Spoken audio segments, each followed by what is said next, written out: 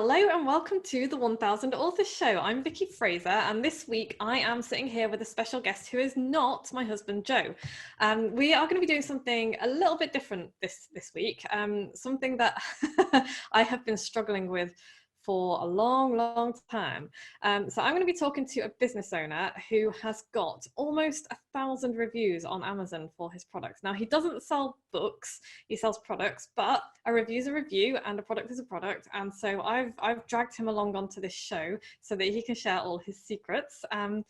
Dan, thank you so much. This is Dan Laxton. Well, you tell us what you do. Thank you so much for coming on the show.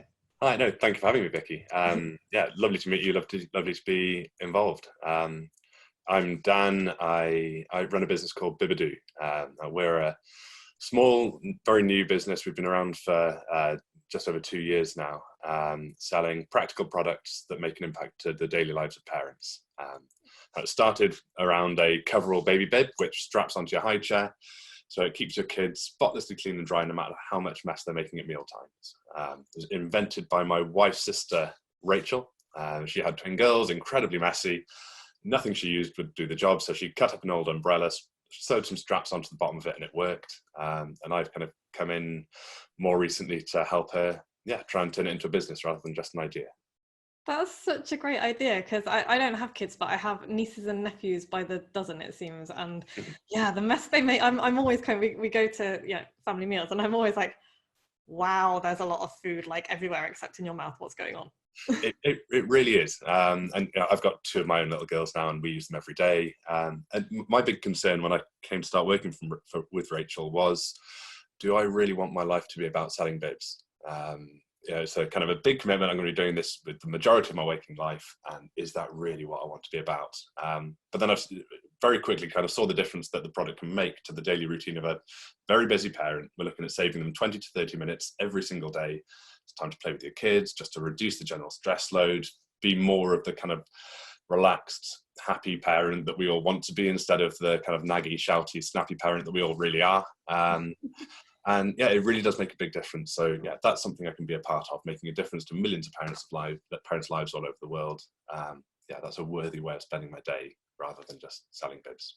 Yeah, that's really cool. So I'm going to ask you what your background is then, because you absolutely nailed the main benefit. Because a lot of people would have kind of taken that bib and been like, oh, this thing is great, it's going to stop you getting messy. But what you've just said was really interesting, because you're like, we're saving parents up to half an hour a day, which is that's the thing, is that everybody has got not enough time. So what's your background? Where did you come from? So my background is sales and marketing. I'm very different. Nothing to do with baby products. I used to work in medical devices. Okay. So completely different. But then one of my jobs was in manufacturing services for medical devices. So when it came to helping Rachel with the manufacturing setup and how that whole kind of system works, that was really useful. It was an industry that I absolutely hated by the end, which is kind of why I was so ready to jump into this. I left my job and my career while I was on pat leave with my first Lizzie. So I went from steady job, steady career, to not being paid for 2 years while I was starting a family, which was interesting.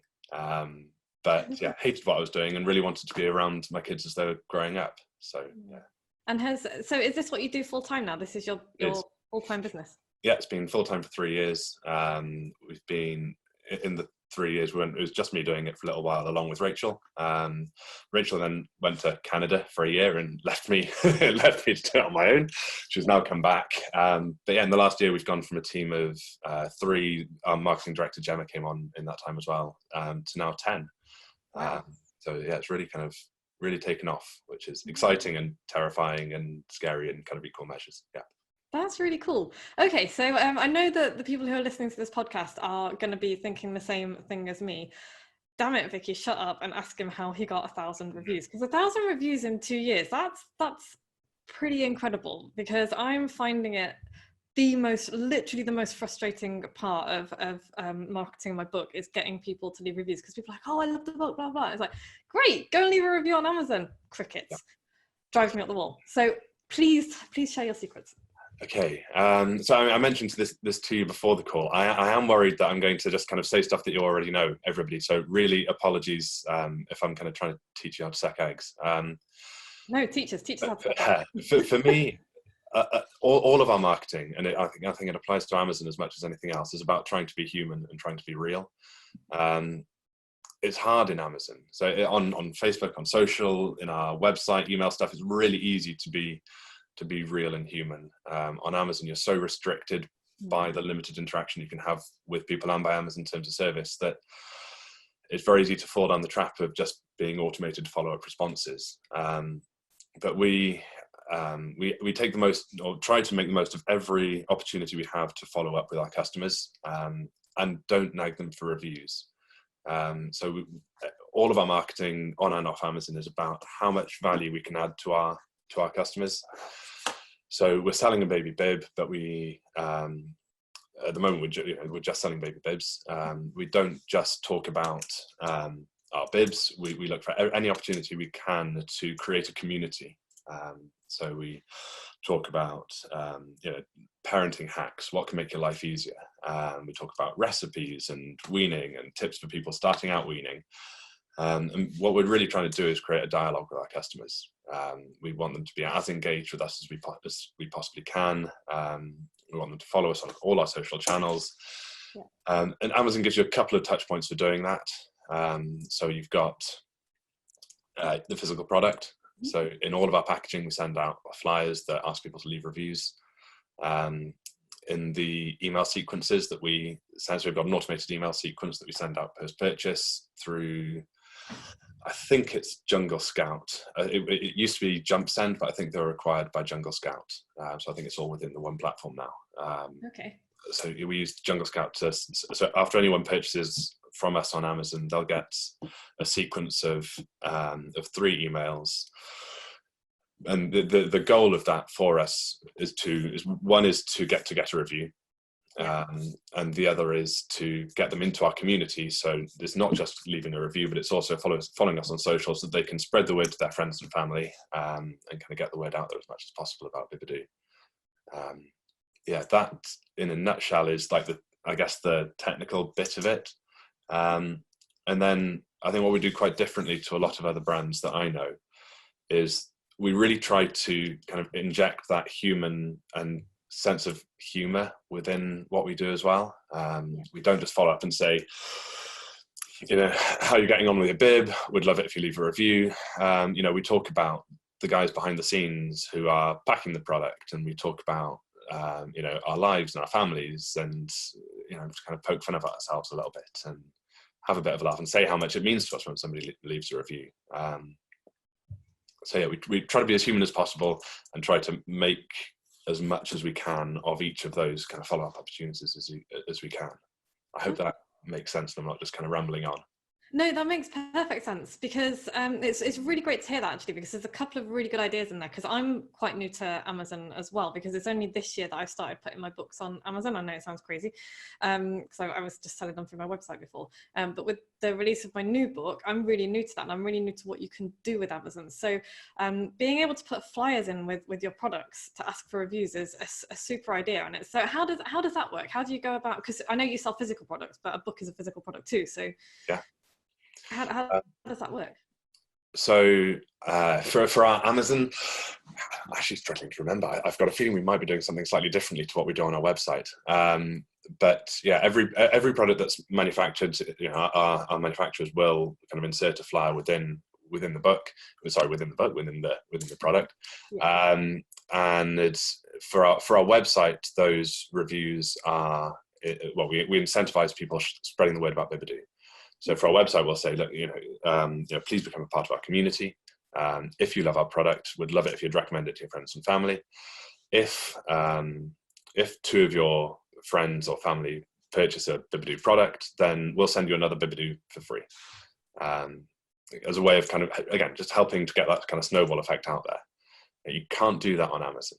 No. You can't do that on Amazon, but you can just kind of give kind of gentle, nudgy reminders that, look, we're a small business, we're still getting off the ground. if really spell out to the customer the difference that it makes to a business like ours having Amazon reviews. Like, so many people buy something from Amazon, and it's because you don't have that same level of interaction with the brand as you do when you buy it on the website. It's almost like buying something from a big corporate.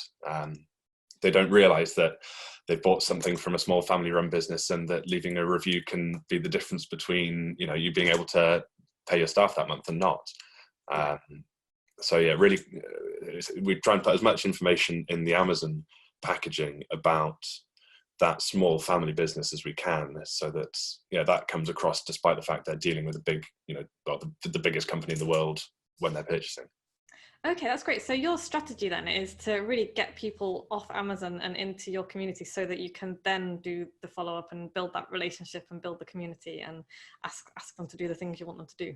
Absolutely. So as well as getting them to leave the review, as great as Amazon is, kind of as a sales platform, as a marketing platform, well, the majority of your downloads initially or your book sales were from your website. The majority of our sales are from our website, and that's the way I want it to be, forever. I see Amazon, I don't want to say it's a necessary evil, because it's such a big part of our business, but yeah, I would much rather all of our sales are on our website, and we can keep that huge amount of interaction with every one of our customers. But if we did that, we'd be cutting off, a huge chunk of our revenue. So yeah, the more we can get people from Amazon, if they discover us on Amazon, that's amazing. People are searching every day for weaning bibs on Amazon, so we want to come up in that search. But once they've done that, we want to get them over to our website and our social channels as quickly as we can. Yeah, that's a really important point to make, because this is something that I'm always hammering home to writers. Like, you need to get people off the platforms that you don't own and get them onto your website, which you do own, and then you can do what you want with. But yeah, that's a really great message. Thank you for kind of sharing that, because it's so important. And people see things like Amazon and Facebook as well, and Instagram as like, oh, that's where I'm going to do my marketing. And it's like, no, it's just another tool in your box. Yeah, absolutely. And they all play together. They're all part of that ecosystem. You do need to have that touch across all of them. But yeah, absolutely. The ones that you own are the ones that are really worth investing in. Yeah, they really are. Okay, so what else? I have another question, and it's left my head. I'm kind of typing questions down as I listen to you. So could you talk a little bit about, you mentioned something called Jungle Scout. Could you talk a little bit about Jungle Scout and tell us what that is? Because I have not heard of that before. Okay. It's quite a broad Amazon tool. So within Jungle Scout, you can do things like product research. You can check for search volumes for various terms. I guess it's less relevant for books, because unless you know what the book is, well, I don't know, maybe there are people searching for crime thriller, or for self-help books, or definitely. Yeah, that's a really good point, because I was going to say, actually, Amazon is one of the biggest search engines there is out there. People think of it as just a shop, but it's like YouTube is. It's actually one of the top 4 or 5 search engines in the world, I think, after Google. So people definitely, I know that I use it as a search tool sometimes if I'm just researching. So yeah, they definitely do search for. Absolutely, and far more in the US than they do over here. I don't know if you sell on Amazon.com as well as in the UK. Yeah. We're finding at the moment that we're trying to get our Google ads working in the US in the same way that they are in the UK. It turns out the search volume for things like weaning bib just don't exist in the US, which really surprised us. There are thousands of people searching every month for weaning bib in the UK. They're not doing it in the US. And it's not that they're using different words, they're just not going to Google. Whereas in the UK, most people that do product research in the UK would go to Google, find what they want, and then go and buy it on Amazon. In the US, it seems they just miss out that step and go straight for what they want on Amazon. Okay. So as a discovery platform, it's far more important to us in the US than it is in the UK. But yeah, Jungle Scout, really broad platform. They do all kinds of stuff. What volume is out there to bid on for various keywords, cost per clicks, or it's a really useful advertising tool. But they also, I think it was about a year ago, maybe 2 years ago, they acquired JumpSend, who were a separate app that do follow-up email marketing for Amazon purchases. So like you would on your website, somebody's bought from your website, I'm sure you send them follow-up emails saying, how was it? Please leave us a review. I've also done this stuff. Here's my community. Come and join us on Facebook, Instagram, all the rest of it. you can do the same thing using JumpSend or now Jungle Scout on Amazon. So you can set an automated sequence so that, let's say, the first email goes out a day or two after purchase. It's separate to your order confirmation stuff. So not your your order's on its way. More, okay, we'd say something like your bib's on its way. Here's some really useful care instructions when it arrives. So this is how to wash it, this is how to dry it, this is going to help you to get the most out of the product. But also here's some kind of useful reading around, baby-led weaning, maybe some blogs, maybe some recipes, maybe a cookbook that we've written, just kind of free content in there to add some value to them as well. And then a couple of weeks later, they'll get another follow-up email saying, how are you getting on with your bib? If you're loving it, we'd love it if you'd leave a review.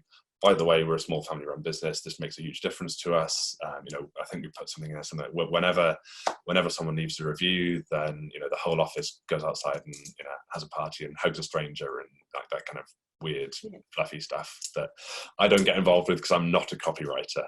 As you can tell, I'm far too boring to ever be a copywriter. But yeah, so that would be a couple of weeks later, and then another couple of weeks later again.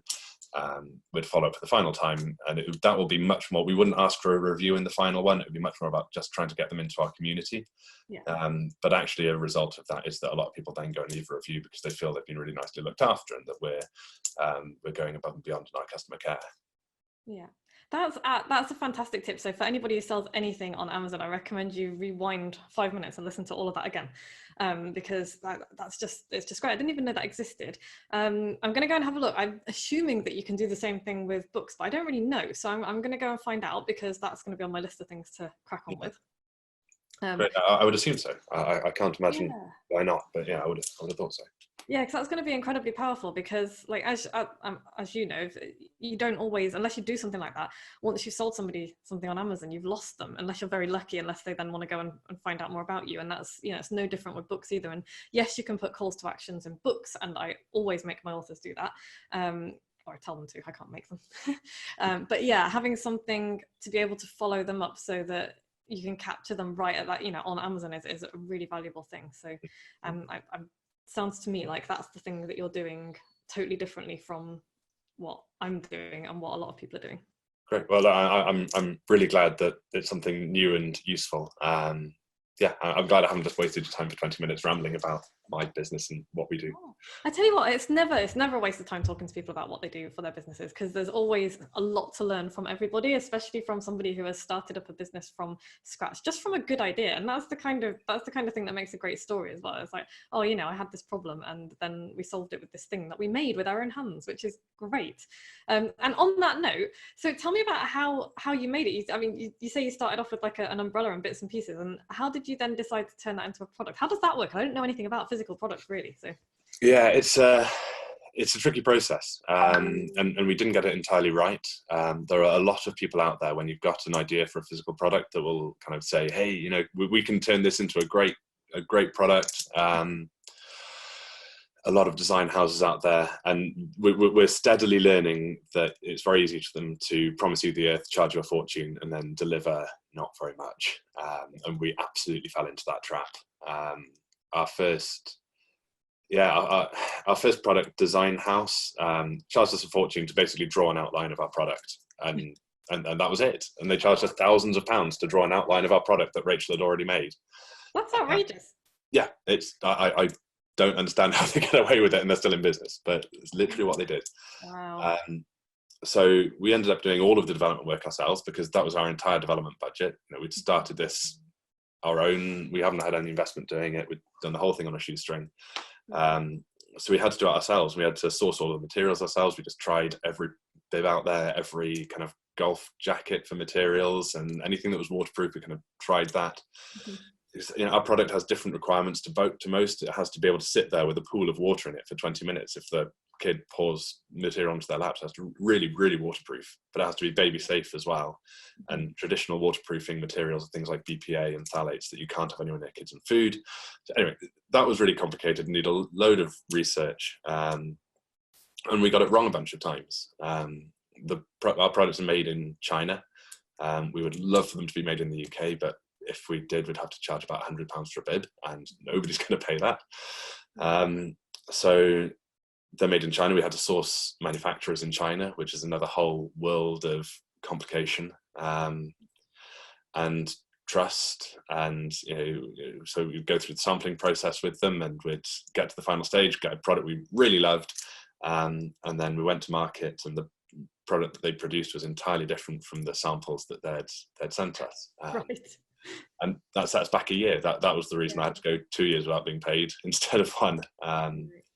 But now we're in a position where we've finally been able to source multiple highly reputable, great suppliers who, not only make great quality products, but also, work ethically. They look after their staff. We see exactly how they treat their staff. We see how they manage overtime, so nobody's being worked too much. We make sure that they're rotated around different workstations so they don't get bored. Work conditions are great, and they also work environmentally friendly, which isn't the case with every manufacturer in the Far East.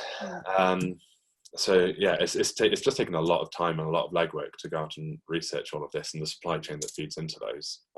It's very easy to think we make a bib and that's it. But yeah, actually the stuff that goes on in the background is way more involved than I kind of ever imagined. This is absolutely fascinating because I don't know that much about physical products and the manufacturing process. And as soon as you said made in China, immediately my hackles went up and I was like, oh, really? And so for you to explain all of that, and now I'm like, oh, that's great, because people think, oh, only buy British, and they don't understand the costs involved in doing that, and that actually it is possible to manufacture ethically elsewhere.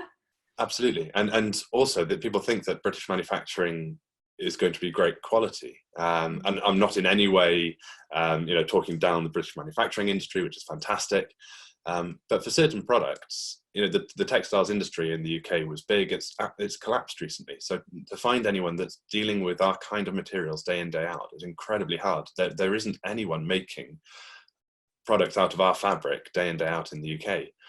Whereas there are factories in China that just deal with this stuff day in, day out. They make thousands of these items every day. So the quality they're finishing is far superior to what we were able to get in the UK. Yeah.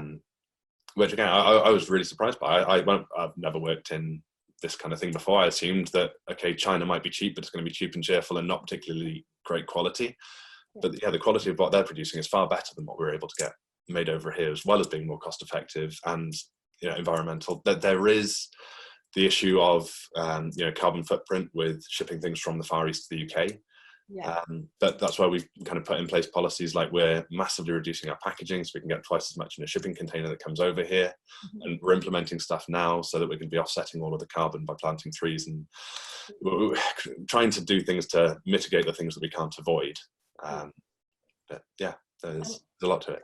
I think that's absolutely fantastic as well, because it's like, I think there's an awful lot of absolutism in, life really, but particularly in business. It's like either you're ethical or you're not, and it's like, well, you do what you can and then you do the best that you can and you get better and better all the time. And so I love that story, and I'm now going to say to you, all of that story needs to go in a book, dude, because you knew that was coming, right, because of what I do. But it just, this is the kind of thing that people don't know. They don't know where their stuff comes from. They don't know how the process works. They don't understand why things cost what they do and why they have to come from where they come from, and all of the things that small businesses like you are doing to make the world a better place if you possibly can. And I just think that's a story that needs to be told. Yeah, I feel very uncomfortable talking about myself, so that you're going to have a really difficult job in trying to get me to write a book. But I do agree with you, and I wish that there'd been something like that around when I was starting out. I know that there are a lot of books written by people that have made products, but I didn't find anything that was along the line of what we're doing. And the other side of what we're doing is that because we're a family-run company, like I said, I started doing this so I could spend more time with my kids. We make kids products, so it's very relevant to what we're doing anyway. At the same time as trying to make a difference to millions of parents' lives through our products, we're trying to make an enormous difference to a smaller group of people, and the people that are in the Bibidoo team and Bibidoo family. So we all work remotely. We all work flexibly around our families. You work any hours of the day that you can fit around your kids. You never have to apologize for missing work to go and do a school pickup or a drop off or a play or a football match or anything like that. The holiday isn't limited or capped. It's just as long as you're getting the work done, we go and spend the sunny afternoon with your kids, because that's an opportunity you're not going to get again. We think that a busy parent can get just as much done in 25 hours as somebody else might in 40 hours sat in an office. So we don't believe in paying them any less for doing so. What we're trying to create is an environment where you don't have to choose between an ambitious career and family. Because I've seen so many times, and I'm sure you will have done as well, particularly women who have had to make that choice and have had to sacrifice an ambitious career because they felt it just wasn't compatible with the family life that they wanted as well. Yeah. So we're trying to remove that as much as we possibly can within Bibadoo, and hopefully by becoming a successful business on the back of that, because I believe it's not just the best thing for the employees, but it's the best thing for the business, as the two things go hand in hand. The better we can treat our team, the more we get back in return. If we can be kind of a beacon of best practice, if we grow into a big successful organization, then hopefully we can be an example for other people as well, to kind of prove that it can be proven, it can be done. I love that. Fingers crossed. I absolutely love that, because one of my biggest bugbears is this Victorian way of working that we're stuck in the West, and in the East, I think, as well. But yeah, it's just like, oh, you have to be, it's presenteeism, you have to be seen to be at your desk, you have to be here, 9 to 5, and it's all bullshit, frankly. And so I absolutely love the fact that your company is, you know what, we don't care when you work or where you work, as long as the work gets done. And it's treat people like grown-ups, and they will generally behave like grown-ups. Yeah, absolutely. And it is really hard, don't get me wrong, especially where we're a new company, we're a small team, we're working with people who none of us are experts at what we do in Bibadoo. And I don't want you to think that means our products are rubbish. They're not. They're really good. But none of our team, so we've just employed a finance director who's never done that before. Rachel has never done product development before. I've never run a business before. Our fulfillment house is run by my brother, who's never done fulfillment and logistics before. Our marketing team have generally done nothing in marketing before. So we're all learning this as we go along, and to give them the kind of flexibility and freedom to do it from home, do it in their own time, know that they're doing a good job without constantly kind of badgering them. What are you up to today? Getting the balance between allowing them to make mistakes and allowing them to develop, but also knowing that the job is getting done and the job is being done to a high enough standard is a real challenge. It's something we do kind of battle with every day. But I do think despite that, it's worth it. And I love that as well, because you're not taking the easy route. You're not taking the easy route just because it's easy. You're doing what you think is right because you want to build a company and change a culture that frankly needs changing. And I just think that's incredible. Thank you. I think I'd like to think that we're doing okay. We're very ambitious about what we're trying to do. A lot of the stuff that I've talked about is in its infancy. We're very well intentioned as a business, and we're working with an organisation in Wales, a fantastic organisation in Wales actually, which I should big up, called Chwarae Teg, which means fair play in Welsh. And they're all about providing equal opportunities for women in the workplace, not just women, but actually their strength is women and family-based working, but they also work in other areas of equality and diversity. We're working with them on turning our well-intentioned policies into well-written ones. So we offer things. So, for example, I don't know if I should be talking about this, but we've recently introduced a childcare policy whereby we pay for a proportion of our workers' childcare to again make it easier for new parents to have their kind of fully fulfilling, ambitious career that they want, if they want it. Not everybody wants that. Yeah. Now, I'm worried that if that's badly written, that could be misconstrued as we're telling you what to do with your kids and you've got to put them into childcare. Right. And that there's all kinds of minefields around things like that when you start looking at flexible HR policies. So I think we're not yet a great example of how to do it. I think we're a reasonable example of good intentions, but certainly not on good execution yet.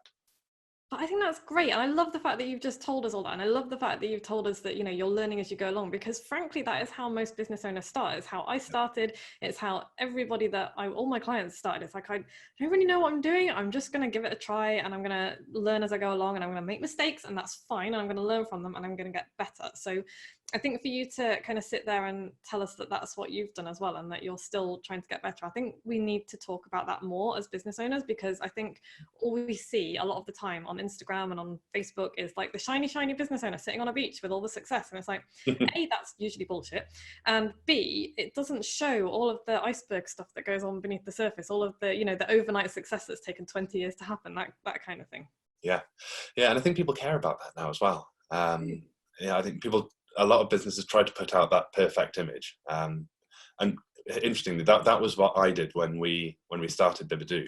I was really worried that people would see how kind of chaotic we were beneath the surface and judge us and assume that because all that crap was going on, that our products were also not going to be any good. So we worked with a marketing agency in Cardiff that produced very clean, very slick marketing images for us. And our engagement, our social media, our community went absolutely nowhere, because nobody cares about a really boring, clean picture of a kid in a bib that's beautifully positioned, and nobody cares. Then Gemma came in, Gemma Bullock, who's our marketing director, and her background is not corporate marketing at all. Her background is network marketing. So the kind of social selling, using social media, but all about human engagement. Yeah. And instantly she tore up everything that we were doing and went to genuine human interaction in everything that we were doing, showing the real story, showing that we're real people, and having that individual interaction with everybody that kind of comes to us on any of our channels as well. And it completely transformed our business. So people do care about the reality, and I think people are more understanding now that is going on, and that picture perfect thing is bollocks. I don't think anybody really buys it, not for very long. And I also think I totally understand the fear that people, showing the real face is going to put people off and somehow make you seem unprofessional. But professionalism is delivering what you say you're going to deliver when you say you're going to deliver it, and doing it well. And so if your products are great and people love them, and this goes for services as well, if you get results for people, it doesn't matter what's going on in the background, really, as long as you're delivering the absolute best for people and that they love what they're getting. And that's what people will ultimately judge you on. And the ones, if everything you put out there is a complete car crash, then yeah, probably you're going to get judged, prejudged on that. But if what you're putting out is a mix of, oh, I've done this thing really well, oh, yesterday I fell flat on my face, that realism is what's going to bring people in. Yeah, I completely agree. It's really hard when you're starting out, partly because you're afraid that you're faking it, but also because you don't have, as a new business with products, and I'd imagine it's the same with books, until you've got enough of it out there for people to tell each other that it's good, and reviews to say, oh, look, I'm a real person, I've tried it, it's great. Yeah. Nobody knows about it. You're buying something online, you can't touch it and feel it. You see the pictures, of course they look great. You're not going to put rubbish pictures on your website. There's a lot of doubt and mistrust, and people can feel anxious buying something, especially a premium product like ours. Do you really want to spend 20 quid on something that you don't know if when it arrives it's going to be any good? Until you've built up the bank of reviews and everything else. So yeah, it can be really scary to let anything but perfection out while you're kind of getting there. But I think by doing that, you end up holding yourself back. Absolutely. And we've kind of come full circle again to the human thing, and we've run out of time, and there's so many other things I want to do. You're gonna have to come back next year and tell us how all of the stuff you're working on is going, because I love the whole ethos of your company. It sounds fantastic. I love the way you're doing things. So just before we go, can you tell people where they can find out more about you, please? Yeah, absolutely. Bibadoo. So our website is www.bibadoo.co.uk. Or as of yesterday, exciting news. So our second product is a dribble bib. Again, to make your life easier, it's a problem. Sorry, I could waffle on and go way over time. It's a double-layered dribble bib. I experienced with my daughter. She's very dribbly. Always had a rash under her chin. And we were going through 5 or 6 bibs a day because they just kind of soaked through, especially once we started bottle feeding her and that milk would go on the bib as well. So I made one with 2 layers, so you can open it up, and effectively it's got a hidden face flannel inside. So if they've got mess on the face, wipe, close it back up again, the mess stays hidden, and the moisture can't soak through because there's an air gap between those layers. Also, if you kind of tuck the front over, it creates kind of a barrier similar to what the Bibadoo does with feeding. But yeah, anyway, the exciting news was that as of yesterday, if you Google dribble bib, Bibadoo dribble bib will come up as the first thing in your search bar. So if you want to find Bibadoo, that's another way to do it. Awesome, thank you. So bibadoo.com, was it .co.uk? .co.uk. And just don't go to .com, it'll take you to a dodgy Spanish marketing website. Okay, interesting. Yeah, bibadoo.co.uk, and just Google dribble bib and you will find that. Also, the link will be in the show notes as well, so you can just click on there. But yeah, we're definitely going to have you back sometime next year, I think. That'd be great. I'd love to. And I'm going to also pester you about writing a book, because that's the thing. So, Dan, thank you so much for coming on. I love talking to people about one thing, because often we end up talking about something else that's equally, if not more interesting. So that's been super, super helpful. And I think main takeaway, I think, from this episode is just be a human being and use the tools available to you with Amazon, because there are a lot of them that I didn't know about. So I'm going to go and have a play with Amazon as well. Dan, thanks so much. It's been a pleasure. And we will talk to you again soon. You're welcome. Thank you for having me.